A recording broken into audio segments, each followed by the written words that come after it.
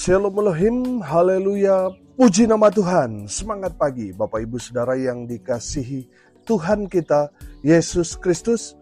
Jumpa lagi bersama saya Pendeta Samuel Mabuntu dalam Renungan Pagi ke 2381 hari. Renungan pagi ini mengudara. Puji Tuhan. Bapak Ibu Saudara yang dikasihi Tuhan, sebelum kita membaca, mendengarkan, dan merenungkan firman Tuhan hari ini, mari kita berdoa, minta pimpinan Roh Kudus. Kita berdoa, Bapa di surga, berbicaralah kepada kami semua. Pakai firman Tuhan ini untuk menegur kami, menasehati kami, meneguhkan iman percaya kami, dan memberkati kami semua. Di dalam nama Tuhan Yesus yang adalah firman Allah yang hidup, kami berdoa. Amin. Haleluya. Bapak Ibu Saudara yang dikasihi Tuhan, bersama dengan saya kita akan belajar Alkitab dari kitab Kejadian sampai kitab Wahyu. Mari buka Alkitab kita. Lukas pasal 2 ayat 21 sampai ayat 24. Demikian firman Tuhan. Dan ketika genap 8 hari dan ia harus disunatkan, ia diberi nama Yesus, yaitu nama yang disebut oleh malaikat sebelum ia dikandung ibunya.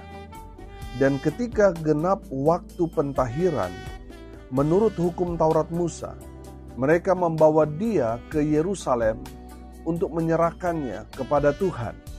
Seperti ada tertulis dalam hukum Tuhan, semua anak laki-laki sulung harus dikuduskan bagi Allah.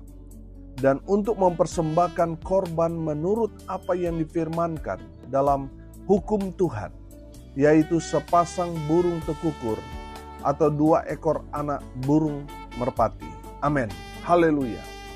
Bapak Ibu Saudara yang dikasihi Tuhan, dari kebenaran firman Tuhan ini, kita dapat melihat bahwa Yusuf dan Maria adalah 2 sosok yang hidup takut akan Tuhan. Amin.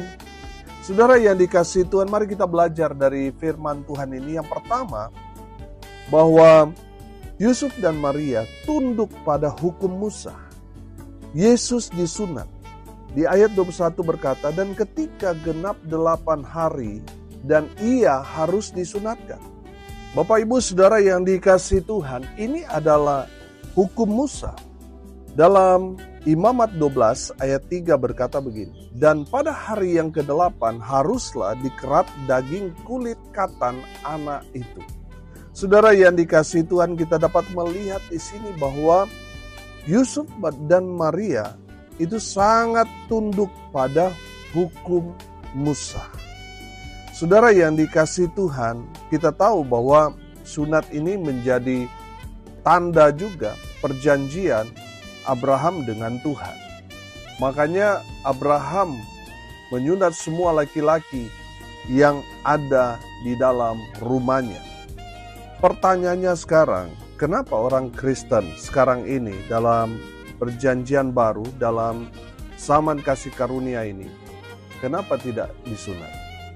Ini tentu menjadi pertanyaan yang menarik yang perlu kita diskusikan. Saudara yang dikasihi Tuhan, kenapa orang Kristen tidak disunat? Jawabannya ada di Kolose 2 ayat 11. Dalam dia kamu telah disunat, bukan dengan sunat yang dilakukan oleh manusia, tetapi dengan sunat Kristus yang terdiri dari penanggalan akan tubuh yang berdosa. Amin. Saudara yang dikasihi Tuhan, perhatikan ini. Sunat dalam perjanjian lama itu yang dikerat adalah daging kulit katan seorang anak yang berumur 8 hari. Itu yang dipotong. Nah, dalam perjanjian baru, dalam zaman kasih karunia ini, yang harusnya disunat, yang harusnya dipotong itu adalah perbuatan-perbuatan dosa kita itu. Itulah yang harus dikerat. Amin. Saudara yang dikasihi Tuhan, apalah artinya? Saudara yang memegang teguh arti sunat dalam perjanjian lama, Tetapi saudara tidak mengerat dosa dalam diri saudara. Buat apa saudara menjalankan sunat tapi saudara masih hidup dalam dosa? Rasul Paulus memberikan satu pemahaman kepada kita bahwa kita yang sudah percaya kepada Tuhan Yesus, kita sudah sunat Kristus. Amin. Dosa-dosa kita sudah mendapatkan pengampunan dari Tuhan. Oleh karena itu, kita yang sudah hidup dalam Kristus, sudah seharusnya kita meninggalkan semua perbuatan-perbuatan dosa kita. Semua dosa-dosa itu harus dipotong, harus disunat, harus ditinggalkan, ditanggalkan. Amin. Itu makna dari Kolose 2 ayat 11 itu. Makanya sudah perhatikan, Kolose 2 ayat 12 dan 13, saya bacakan buat kita sekalian. Karena dengan Dia kamu dikuburkan dalam baptisan, dan di dalam Dia kamu turut dibangkitkan juga oleh kepercayaanmu kepada kuasa Allah, yang telah membangkitkan Dia dari orang mati. Ayat 13, kamu juga, meskipun dahulu mati oleh pelanggaranmu, dan oleh karena tidak disunat secara lahiriah, telah dihidupkan Allah bersama-sama dengan Dia, sesudah Ia mengampuni segala pelanggaran kita. Amin. Sudah perhatikan, sunat lahiriah itu tidak menyelamatkan kita. Yang menyelamatkan kita adalah sunat Kristus, di mana kita yang percaya kepada Tuhan Yesus meninggalkan semua perbuatan-perbuatan dosa. Kita percaya pada Tuhan Yesus, sunat itulah yang menyelamatkan kita. Sunat Kristus, bukan sunat lahiriah yang dilakukan oleh orang-orang dalam perjanjian lama dan dianut oleh saudara-saudara kita dari seberang. Saudara, yang terpenting adalah sunat Kristus. Kita menanggalkan semua perbuatan-perbuatan dosa kita, itulah yang menyelamatkan, bukan sunat lahiriah. Saudara yang dikasihi Tuhan, yang kedua, anak yang dilahirkan Maria diberi nama Yesus. Amin. Sudah perhatikan, ia diberi nama Yesus, yaitu nama yang disebut oleh malaikat sebelum ia dikandung ibunya. Haleluya. Saudara yang dikasihi Tuhan, William Shakespeare mengatakan, apalah arti sebuah nama? Oh, nama itu sangat penting, saudara. Nama itu sangat-sangat berpengaruh. Coba seandainya kita tidak punya nama, saudara. Apa yang terjadi dengan kita? Orang cuma panggil, woi. Karena kita tidak punya nama. Saudara yang dikasihi Tuhan, nama itu sangat penting. Amin. Saudara, kita belajar dari nama Yesus itu bukan nama sembarangan. Nama Yesus itu artinya Yahweh atau Tuhan, huruf besar semua, adalah keselamatanku. Amin. Saudara yang dikasihi Tuhan, bicara tentang nama Yesus itu mengandung nama yang penuh dengan kuasa. Dalam Kisah Para Rasul 4 ayat 12 berkata begini, dan keselamatan tidak ada di dalam siapapun juga selain di dalam Dia. Sebab di bawah kolong langit ini tidak ada nama lain yang diberikan kepada manusia yang olehnya kita dapat diselamatkan. Haleluya. Saudara yang dikasihi Tuhan, nama Yesus itu nama yang penuh dengan kuasa. Amin. Coba saudara usir setan dalam nama Samuel. Lari nggak kira-kira setan itu? Tidak, saudara. Tapi saudara usir di dalam nama Yesus. Oh, setan itu akan lari terbirit-birit, betul? Kenapa? Karena nama Yesus itu nama yang penuh dengan kuasa. Amin. Saudara yang dikasihi Tuhan, nama Yesus itu nama yang berkuasa dan menyelamatkan kita. Amin. Haleluya.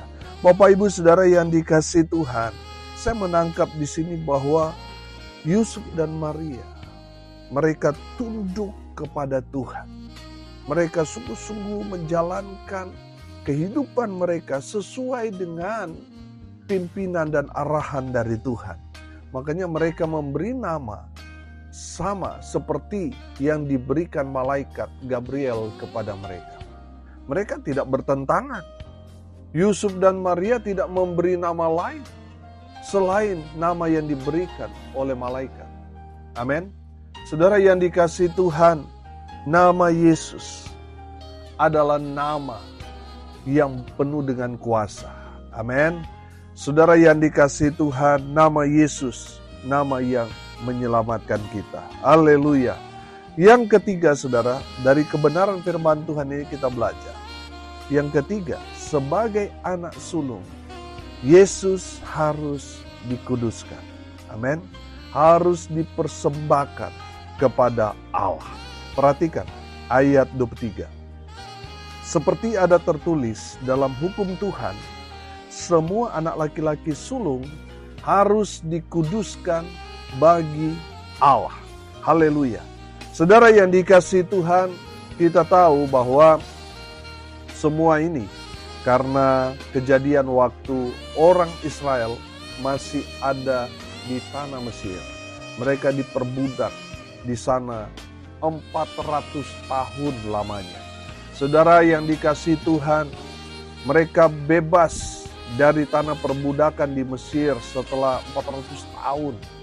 Mereka dijadikan budak di Mesir. Saudara, ketika mereka mau keluar, Firaun tidak mengizinkan. Sehingga Tuhan menghukum Mesir dengan 10 tulah. Tulah yang terakhir yang ditimpakan kepada orang-orang Mesir adalah kematian anak sulung di Mesir. Kematian anak sulung di Mesir ini bukan hanya terjadi kepada hewan-hewan ternak, tetapi kepada anak-anak sulung manusia, orang-orang Mesir. Ada pengecualian, anak-anak sulung orang Israel, mereka hidup semua, kecuali orang-orang Mesir. Baik itu hewan ternak, anaknya yang pertama mati. Begitu juga dengan orang-orang Mesir, anak sulung mereka mati. Peranan anak sulung itu bagi orang Mesir, bagi orang Israel itu sangat penting. Karena itu berkaitan dengan hak waris. Saudara yang dikasihi Tuhan, peranan anak sulung itu sangat-sangat penting. Karena peristiwa di Mesir itu, Tuhan kemudian meminta semua anak sulung dari umat Tuhan harus dipersembahkan kepada Tuhan. Saudara yang dikasihi Tuhan, firman Tuhan ini mengajarkan kepada kita bahwa kita harus memberikan yang paling terbaik buat Tuhan. Yang pertama, yang sulung itu milik Tuhan. Amin. Saudara yang dikasihi Tuhan, Yesus kan anak sulung. Amin. Dia anak pertama. Dan dia dibawa oleh Yusuf dan Maria ke Yerusalem, ke Bait Suci untuk dikuduskan, untuk dijadikan milik Tuhan. Haleluya. Bapak Ibu Saudara yang dikasihi Tuhan, Yesus kudus. Dia suci. Dia tidak berdosa. So perhatikan ketika dia diperhadapkan kepada Pilatus, tidak ada satu kesalahan pun yang dilakukan Yesus untuk dijadikan alasan untuk dia harus disalib. So perhatikan, tidak ditemukan satu kesalahan pun. Saudara, ini membuktikan bahwa Yesus adalah Allah yang kudus. Dia suci sebab dia adalah Tuhan. Amin. Haleluya. Makanya saudara yang dikasihi Tuhan, kalau kita memperhatikan konsep korban bagi orang-orang Israel, kita akan menemukan bahwa hewan yang akan dijadikan korban itu harus hewan yang kudus. Harus hewan yang betul-betul tidak bercelah. Untuk menjadi korban bakaran orang yang mempersembahkannya. Supaya apa? Dosa-dosa orang yang mempersembahkannya ditimpakan kepada hewan korban itu. Sehingga orang yang mempersembahkan korban bakaran untuk Tuhan, dosanya mendapatkan pengampunan. Nah, saudara yang dikasihi Tuhan, Yesus adalah anak domba Paskah. Dia anak domba yang kudus, yang suci. Dan dia menjadi korban buat kita semua. Supaya kita yang percaya kepada Yesus Kristus, anak domba Paskah itu, kita semua diselamatkan. Amin. Saudara yang dikasihi Tuhan, pengorbanan Yesus sekali untuk selama-lamanya. Amin. Haleluya. Bapak Ibu Saudara yang dikasihi Tuhan, hari ini kita belajar dari kebenaran firman Tuhan ini. Yang pertama, bahwa Yusuf dan Maria, mereka tunduk pada hukum Musa. Yang kedua, anak yang dilahirkan Maria diberi nama Yesus, atau artinya Tuhan adalah keselamatan. Haleluya. Nama Yesus, nama yang penuh dengan kuasa, nama yang menyelamatkan saudara dan saya. Haleluya. Yang ketiga kita belajar, sebagai anak sulung, Yesus dikuduskan, dibawa ke bait suci untuk menjadi milik Tuhan. Dan saya mau katakan bahwa Dia adalah Tuhan Allah yang kudus. Amin. Mari kita berdoa. Terima kasih Bapa di surga atas kebenaran firman yang sangat memberkati kami. Ajar kami ya Tuhan, supaya kami semakin kuat di dalam Tuhan, semakin bertumbuh dan menghasilkan buah bagi Tuhan. Berkati semua pendengar dimanapun mereka berada. Tuhan memberkati hidup mereka, rumah tangga mereka diberkati, usaha, pekerjaan, pelayanan mereka dibuat beruntung, berhasil dalam segala hal. Mereka yang sakit Tuhan sembuhkan, mereka yang lemah Tuhan kuatkan, hibur mereka yang berduka cita. Hamba berdoa di dalam nama Tuhan Yesus, berkati mereka yang hari ini berulang tahun. Berikan umur panjang, kesehatan, kekuatan dari Tuhan menyertai hidup mereka selalu. Hamba berdoa di dalam nama Tuhan Yesus, biarlah berkat Tuhan dari surga turun memenuhi semua pendengar. Bapak Ibu Saudara yang dikasihi Tuhan, arahkanlah hatimu kepada Tuhan dan terimalah berkat dari Tuhan Yesus. Tuhan memberkati engkau dan melindungi engkau. Tuhan menyinari engkau dengan wajah-Nya dan memberi engkau kasih karunia. Tuhan menghadapkan wajah-Nya kepadamu dan memberi engkau damai sejahtera. Di dalam nama Tuhan Yesus, sumber segala berkat. Bapak Ibu Saudara yang percaya, diberkati Tuhan, katakan amin.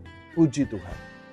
Bapak Ibu Saudara yang dikasihi Tuhan, kalau saudara merasa diberkati melalui renungan pagi ini, bagikan juga kepada saudara-saudara yang lain supaya mereka juga diberkati. Karena untuk itulah kita dipanggil, untuk jadi berkat.